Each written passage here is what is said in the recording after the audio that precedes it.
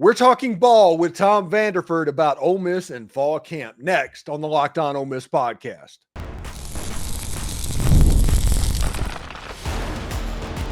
You are Locked On Ole Miss, your daily podcast on the Ole Miss Rebels.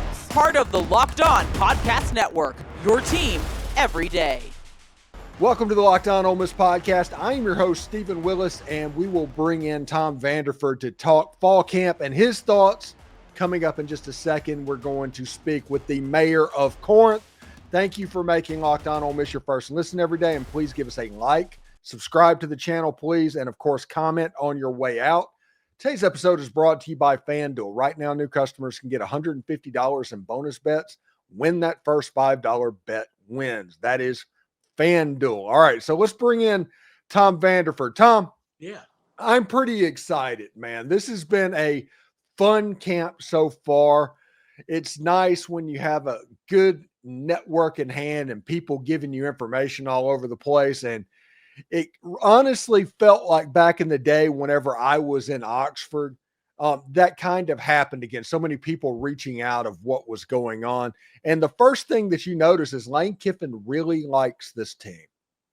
Oh, yeah. Yeah, I think he does. And I think people are going to be surprised just by what I've been reading and watching your shows.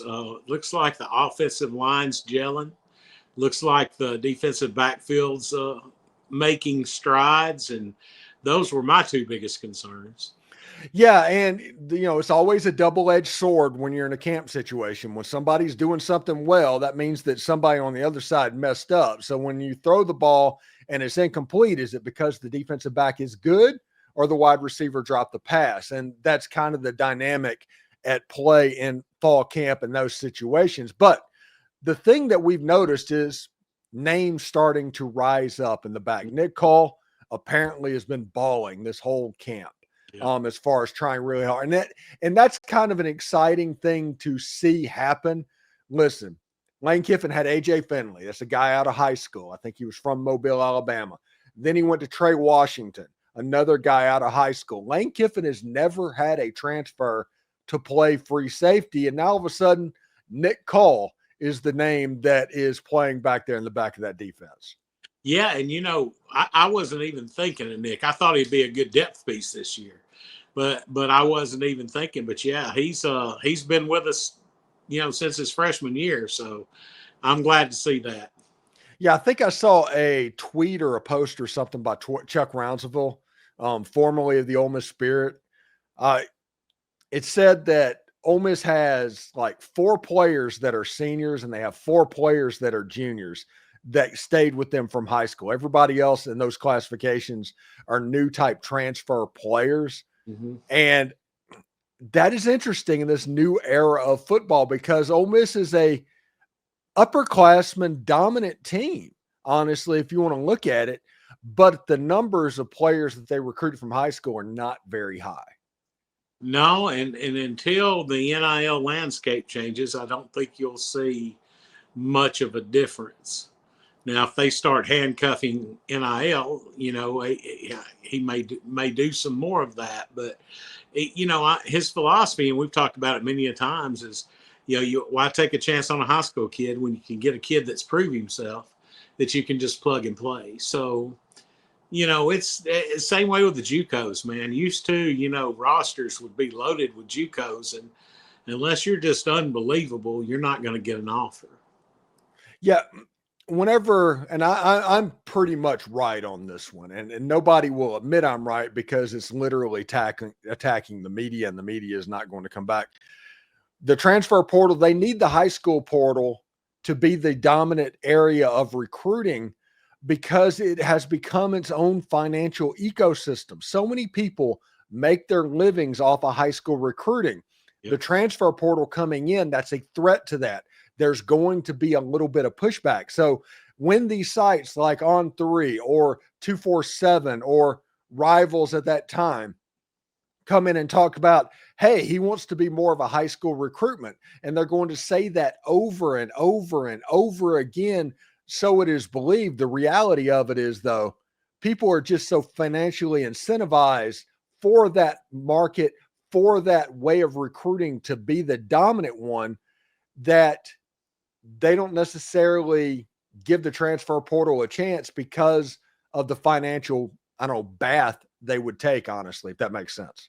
Oh, I can remember. Listen, I can remember back when we were recruiting Deuce and Terrence and Romero, calling Chuck's 1-900 number to get updates, and it's been that way for a long time. And you hit the nail on the head. Those folks make their money off of high school recruiting, and this transfer portal is a different game for them. Yeah, and look at the offensive line. Let's just take the offensive line. A couple of the names that have been flashing during camp. Delano Townsend, a guard. PJ Wilkins playing in at guard. Terez Davis, a tackle that's playing in at guard. Devin Harper. That's one high school player and 3 transfers, but all the transfers have 3 years of eligibility left. Yeah. It's just like signing a high school player, and they all played in games at their last stop. So honestly, those pieces would be more valuable than a high school player that you're starting from scratch with. Exactly. Mm-hmm. And that's, that's part of the Kiffin experience. He's no dummy. And he just has that feeling, hey, this kid, he meets the size and the specs. And, I like that one kid that you're talking about that was a tackle at Maryland. Yeah, Davis. Yeah. He gave up one sack the whole year, Yeah. So that's good to hear. Yeah.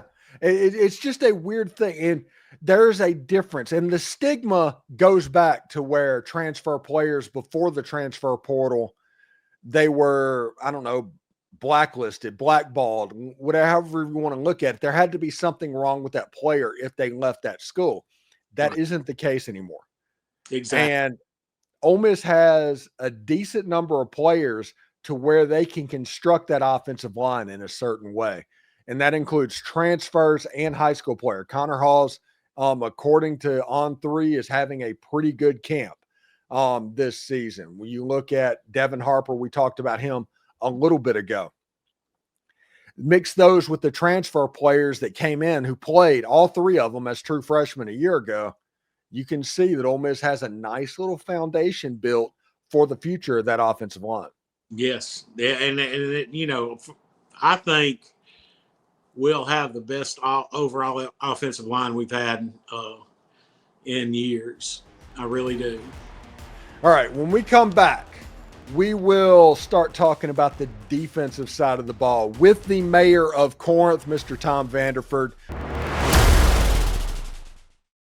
But first, I do want to tell you about FanDuel.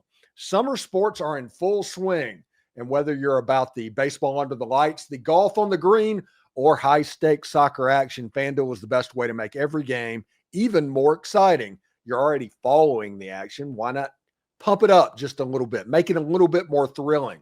With FanDuel, you can get in on the game while your friends are getting sunburned at the beach. I've been using FanDuel to track my favorite matchups. Obviously, the one that's on the brain right now is Ole Miss favored by 37 points over the Georgia State Panthers. That is less than 3 weeks away from kickoff of that game. That's awesome. It's easy to use, fast to pay out, and makes even regular season games feel like must-watch events. Whether I'm placing a same-game parlay or watching a bet ride into the 9th inning, FanDuel makes it feel like I'm part of the action. If you're new to FanDuel, new customers can bet just $5 and get $150 in bonus bet if that first bet wins. Open the FanDuel app today or visit FanDuel.com to get started. All right, Tom. One thing that's really interesting to me, and the battle that is shaping up on the defensive line between Jam Brown and between William Echoles, is potentially the stuff of stories in the future. 2 really good players battling it out to play potentially besides Xzavian Harris. I really like that. Jam Brown, from what I hear, the rumors in camp, Jam Brown has been a problem which we all expected. And William Echoles has been a problem too, who ramped up to the number one player in the state of Mississippi after Cam Franklin. Right. And I'm telling you, man, that freshman class that we had on the line was probably the best ever at Ole Miss. I think all three of those kids are going to play on Sundays. And to see Echoles pick it up, that made me feel well. You know, I've always been an Echoles fan.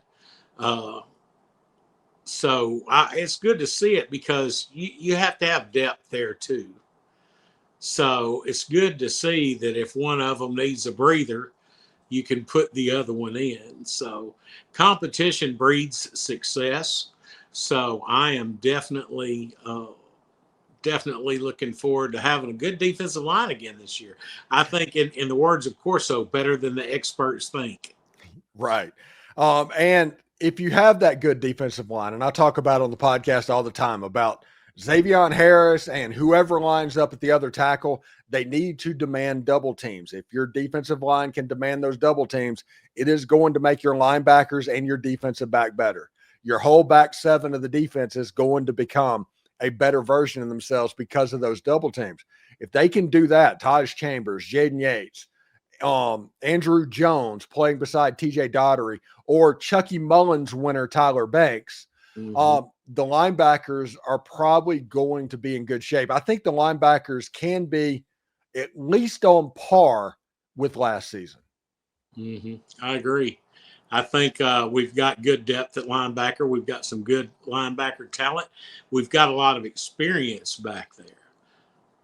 So that's a blessing too. It's shaping up to be a pretty good team. Yes, and you know, when you look at the front seven, I think the front seven, and Pete Golding has even said he doesn't expect much of a drop off in the front seven. Right. I think the back end of that defense, that is the concern. That and the offensive line are the two positions that we're looking at where we're concerned about it. We talked about Ricky Fletcher a couple of weeks ago. We started to hear rumors about him getting consistency and him kind of taking over. He's 6'3", 200 pounds. The coaches thought enough of him to give him number 9 immediately. Most valuable real estate on a team is a single-digit number. Yep. And the rumor is on the other side, and this is what I've been talking about all camp, is there's rumors of a competition for the number 8 between Antonio Kite and Chris Graves. Whoever wins the starting cornerback job gets the number 8 jersey. I don't even care if that rumor's not true. It is so fun. I like to think that it is true. Yeah, me too. Me too. Yeah, whenever something like that's involved in that level of competition, because that's a tenet of a Lane Kiffin coach team. Right. The reason I know that is a tenet of a Coach Orgeron coach team when I was there. Competition Tuesday is a thing. I don't know what they call it now, but that's what we called it back then. It was Competition Tuesday. And with the players that they have at cornerback, I think Ole Miss is going to be pretty good at corner this year. Yeah. Which, you know, I kind of knew that between B. Brown and Pete that they would get the back end took care of. But, yeah, I think we're going to be pretty good in the secondary again this year. Yeah, the problem, the question, whatever you want to look at, is the safety position. Yeah. That's the position where you got to put in the work.